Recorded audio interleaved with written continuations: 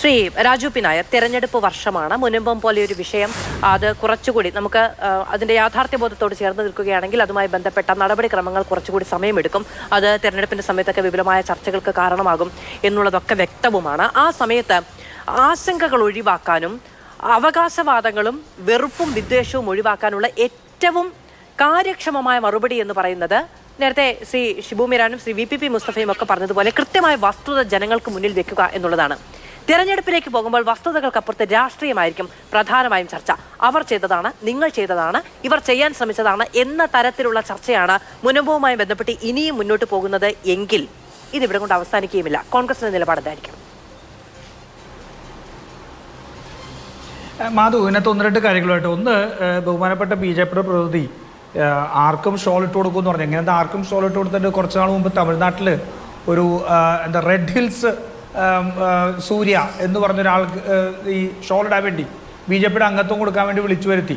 അദ്ദേഹമായിരുന്നു മുഖ്യാതിഥി സ്വീകരിക്കാൻ വേണ്ടി. പക്ഷെ അവിടെ വന്നപ്പോഴത്തേക്ക് പോലീസിനെ കണ്ടോടെ മുഖ്യാതിഥി ഓടിപ്പോയി. കാരണം ഏറ്റവും വലിയ കൊലപാതകയുമായിട്ടുള്ള ആളായിരുന്നു. അപ്പോൾ അതുകൊണ്ട് അത്തരത്തിൽ ആർക്കും ഇട്ട് കൊടുക്കുന്ന ഷോളിന് മാധു ഒരു സുഹൃത്തെന്ന നിലയിൽ എനിക്കറിയാം ഈ വർഗീയവാദികൾക്ക് തല നീട്ടി വെച്ച് കൊടുക്കില്ലെന്ന് കൃത്യമായ ബോധ്യം എനിക്കുണ്ട്. അതുകൊണ്ട് ആ ആർക്കും ഇട്ട് കൊടുക്കുന്ന ഷോള് അത് അവർ തന്നെ കൈ വെച്ചോട്ടെ, അതങ്ങനെ നിൽക്കട്ടെ. രണ്ടാമത്തെ കാര്യം ഇവിടെ പറയാൻ നോക്കൂ, ഇദ്ദേഹം എന്തെങ്കിലും കാര്യം നമ്മളിവിടെ ഉന്നയിച്ച പ്രസക്തമായിട്ടുള്ള കാര്യങ്ങൾക്ക് മറുപടി എങ്ങനെയാണ് ജനങ്ങളെ ഇത് ബോധവൽക്കരിക്കുന്നത്? നമ്മൾ ഉന്നയിക്കുന്ന ചോദ്യങ്ങൾക്ക് BJP കൃത്യമായിട്ട് മറുപടി വേണം. ഏതെങ്കിലും ഒരു വിഷയത്തിൽ മറുപടി പറയാൻ കഴിഞ്ഞോ?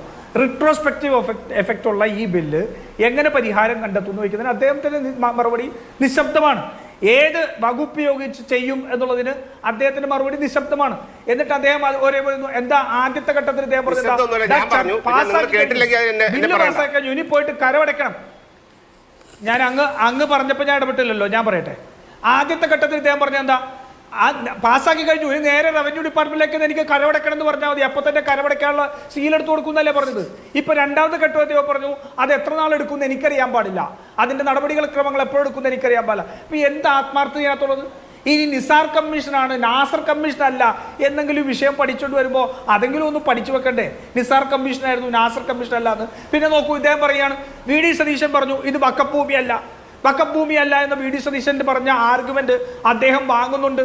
അദ്ദേഹം അത് അംഗീകരിക്കുമ്പോൾ പിന്നെ എങ്ങനെയാ വഖഫ് ഭേദഗതി നിയമം അതിനകത്ത് വരുന്നത്?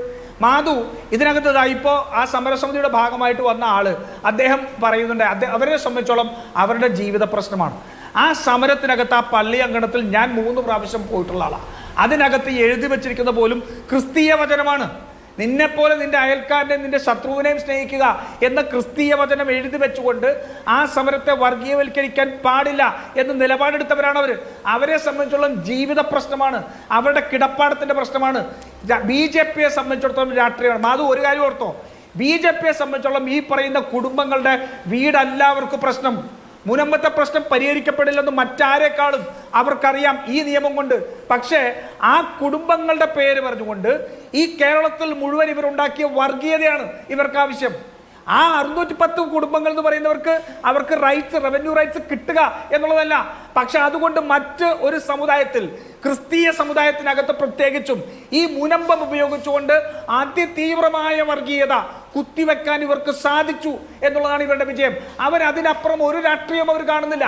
ആ രാഷ്ട്രീയത്തിന്റെ എന്തെങ്കിലും ഒരു സത്യസന്ധത ഉണ്ടായിരുന്നെങ്കിൽ ഈ BJPയുടെ പ്രതിനിധി ഇന്ന് വന്നിരുന്നിട്ട് ഇതല്ല പറയുക, ഇന്ന രീതിയിൽ ഈ പ്രശ്നം പരിഹരിക്കപ്പെട്ടിരിക്കുന്നു എന്ന് പറയണം. അദ്ദേഹം ഞങ്ങൾ 1000 കൊല്ലം കേസ് പോകേണ്ടി വരും എന്നൊക്കെ ഞങ്ങൾ പറയുന്നത് വസ്തുതകളുടെ അടിസ്ഥാനത്തിലാണ്. ഈ പറയുന്ന വഖഫ് ട്രസ്റ്റുകൾക്ക് എന്ന് പറയുന്നത് 2A വെച്ച് ആപ്ലിക്കബിൾ ആയി കഴിഞ്ഞാൽ ഇത് കൊടുത്ത ആൾക്ക് ആണ് ഇതിന്റെ ആ വഖഫ് അല്ല എന്നുള്ളത് വന്ന് അതിന്റെ റവന്യൂ റൈറ്റ്സ് ഇത് കൊടുത്ത ആൾക്കാണ് കിട്ടുന്നതെങ്കിൽ അതിന്റെ അനന്തരാവകാശം വന്ന് ആ പ്രോപ്പർട്ടിയിൽ ക്ലെയിം ഉന്നയിച്ചു കഴിഞ്ഞാൽ അത് ഏറ്റവും വലിയ നിയമപോരാട്ടത്തിലേക്ക് പോകുമല്ലോ എന്ന് ഞങ്ങൾ പറയുന്നത് ഞങ്ങളുടെ ആദിയാണ്, ഞങ്ങളുടെ ആകുലതയാണ്. ആ ആകുലത ഞങ്ങൾ പറയുമ്പോൾ അതിനുള്ള മറുപടി എന്താ? അദ്ദേഹത്തിനുണ്ടോ ആ മറുപടി? സ്വാഭാവികമായും എല്ലാ പ്രശ്നങ്ങളും പരിഹരിച്ചു എന്ന് ഒരു തോന്നൽ മുനമ്പത്തുണ്ടെങ്കിൽ മുനമ്പത്തെ സമരസമിതി ആ പള്ളിയങ്കണത്തിൽ നിന്ന് പിരിഞ്ഞു പോകേണ്ടതാണ്. പക്ഷെ അവരവിടെ നിന്ന് തുടരുന്നത് അവർക്ക് അതുമായി ബന്ധപ്പെട്ട ആശങ്കകൾ ഇപ്പോഴും നിലനിൽക്കുന്നു എന്നുള്ളത് കൊണ്ടാണ്. അവർക്കത് ബോധ്യമില്ല എന്നുള്ളത് കൊണ്ട് തന്നെ മാധു, അവരനുഭവിച്ച് ഇതിന്റെ പ്രതിസന്ധിയിൽ നിലനിൽക്കുന്ന ആൾക്കാരോട് ആര് സഹായം പറഞ്ഞു തന്നാലും അത് ചെല്ലും. ഈ രാജ്യത്തിന്റെ ഒരു മന്ത്രിസഭ ഇത്തരത്തിൽ അവരുടെ വിഷയം കൈകാര്യം ചെയ്യുന്നു എന്ന് പറയുമ്പോൾ അവർക്കതിനകത്ത് വിശ്വാസത്തിൽ എടുക്കേണ്ടി വരും. അതല്ലാതെ നിങ്ങൾ ഞങ്ങളുടെ അടുത്തേക്ക് വരണ്ട, നിങ്ങൾ ഞങ്ങളെ സഹായിക്കണ്ട എന്ന് ഏതെങ്കിലും ഒരു ജനകീയ സമരത്തിൽ നിൽക്കുന്ന ആൾക്കാർക്ക് പറയാൻ സാധിക്കുമോ? പക്ഷെ ജനകീയ സമരത്തിൽ അത്തരത്തിൽ കടന്നുകൂടുന്നവർ ആ വിഷയത്തോട് ആത്മാർത്ഥമായിട്ട് ആ നാടിന് ഗുണം ചെയ്യുന്ന രീതിയിൽ സത്യസന്ധമായിട്ട് ഇടപെടുന്നോ ഉള്ളതാണ് വിഷയം. ആ സത്യസന്ധമായ ഇടപെടൽ ഇല്ല എന്നുള്ളതും ഈ വിഷയത്തെ ഈ രാജ്യത്ത് മുഴുവൻ ഒരു വർഗീയതയ്ക്ക് വേണ്ടി ഉപയോഗിക്കുന്നുള്ളതും ഇന്ത്യയുടെ പാർലമെന്റിൽ ഈ നിയമം അവതരിപ്പിച്ചപ്പോൾ തന്നെ കിരൺ റിജിജു ഉൾപ്പെടെയുള്ളവർ, സുരേഷ് ഗോപി ഉൾപ്പെടെയുള്ളവർ, ജോർജ് കുര്യൻ ഉൾപ്പെടെയുള്ളവർ അത് മുനമ്പത്തെ ഉപയോഗിച്ചുകൊണ്ട് ദുരുപയോഗം ചെയ്തത് നമ്മൾ കണ്ടതാണ്.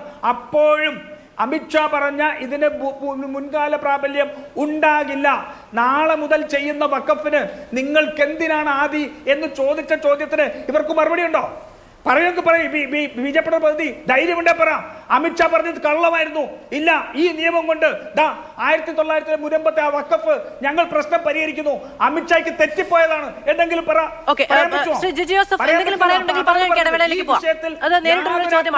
മറുപടി പറയാനുണ്ടോ? അത് സൊസൈറ്റി ആക്ട് പ്രകാരമാണ് രാജു പി നായർ കൊടുത്തത്. അതുകൊണ്ട് സൊസൈറ്റി ആക്ട് പ്രകാരമുള്ള പൊതുധർമ്മ സ്ഥാപനത്തിൽ പൊതുധർമ്മ സ്ഥാപനങ്ങളുടെ ഉദ്ദേശ ലക്ഷ്യത്തിന് സമാനമായ ദാനം നൽകിയിട്ടുള്ള വസ്തുക്കൾക്ക് സംബന്ധിച്ച് എന്തെങ്കിലും കോടതിയുടെ ഉത്തരവുകൾ സംബന്ധിച്ച് നിലവിലുള്ള പരിധിയിൽ ഇതെങ്ങനെ വരും? അദ്ദേഹം ഒന്ന് മറുപടി തരട്ടെ. മറുപടി വഖഫ് ബോർഡാണ് ഇതിനകത്ത് അവകാശവാദം ഉന്നയിച്ചിരിക്കുന്നത്. വഖഫ് ബോർഡാണ് ഇതിനകത്ത് അവകാശവാദം ഉന്നയിച്ചിരിക്കുന്നത്. വഖഫ് ബോർഡാണ് ഇതിനകത്ത് അവകാശവാദം ഉന്നയിച്ചിരിക്കുന്നത്. വഖഫ് ബോർഡല്ലേ ഇതിനകത്ത് അവകാശവാദം ഉന്നയിച്ചിരിക്കുന്നത് ആണ്. ഇപ്പോൾ കേസ് ആരുടെ കയ്യിലാണ്? വഖഫ് ബോർഡിന്റെ കീഴില്. വഖഫ് ബോർഡിന്റെ കീഴില് വഖഫ് ബോർഡാണ് ഇതിനകത്ത് അവകാശം. ഇതിനകത്ത് മറ്റേ നമ്മുടെ അവകാശവാദം ഉന്നയിക്കുന്നില്ലല്ലോ. അവർക്ക് കൊടുത്തിട്ടില്ല, വഖഫ് പരിധിയിൽ പെടത്തില്ല. ഇത് വഖഫ് ബോർഡില് വഖഫ് ബോർഡിൽ ഇതിനകത്ത് അവകാശവാദം ഉന്നയിക്കുന്നത് അല്ല. ശരി, നിങ്ങളൊരു കാര്യം ചെയ്യും. ഇപ്പൊ രാജു പി നായര് ഇതെല്ലാം ഞാൻ സമ്മതിച്ചു. ശരി, പറയുന്ന ഈ രാജ്യത്തെ മറ്റൊരു പ്രസ്ഥാനങ്ങൾ രജിസ്റ്റർ ചെയ്യുന്ന നിയമം വെച്ച് ചെയ്തതാണെങ്കിൽ പിന്നെ നിങ്ങൾ വഖഫ് ഭേദഗതി നിയമം മുനമ്പത്തെ രക്ഷയ്ക്ക് പറയുന്നത് പച്ചക്കള്ളം പറയല്ലേ? നിങ്ങൾ പച്ചക്കള്ളം പറയല്ലേ? നിങ്ങൾ ഈ പാവപ്പെട്ട വഖഫിന്റെ പേരിലായതുകൊണ്ട് ഇത് വഖഫിന്റെ പേരിലാണ് കേസ് കിടക്കുന്നുണ്ട്. ഇത് വഖഫിന്റെ ബോർഡാണ് അസറ്റ് ചെയ്തിരിക്കുന്നത്. വഖഫ് ബോർഡാണ് ഈ ഭൂമി അസറ്റ് ചെയ്തിരിക്കുന്നത്. അതുകൊണ്ടാണ് ഈ വഖഫ് ബോർഡിൽ ഇത് വരത്തില്ലെന്ന് ഞങ്ങൾ പറയുന്നത്. മനസ്സിലായോ? വഖഫ് ബോർഡിന്റെ അസറ്റിലാണ് ഇപ്പോൾ ഇത് കിടക്കുന്നത്. വഖഫ് ബോർഡ് അതുകൊണ്ടാണ് ഞങ്ങൾ പറയുന്നത് അത് ഇതിലല്ല എന്ന് പറഞ്ഞു. അതുകൊണ്ട് നിങ്ങൾക്കൊരു അവകാശമില്ലെന്ന് പറയുന്നത്. വഖഫിന് ഇതിനകത്തൊരു അവകാശമില്ല. വഖഫ് ബോർഡിന് ഇതിനകത്ത് മുൻകാല പ്രാബല്യം വരുമെന്ന് ഈ വിഷയത്തിലാണ് കഴിഞ്ഞ ദിവസം നിയമമന്ത്രി അടക്കമുള്ളവർ അഭിപ്രായ പ്രകടനം നടത്തിയത്. ഈ വിഷയത്തിലുള്ള പരിഹാരം, ഈ വിഷയത്തിലുള്ള ബോധ്യപ്പെടുത്തലിലൂടെ മാത്രമേ ഈ ചർച്ച മുന്നോട്ട് പോകുകയുള്ളൂ.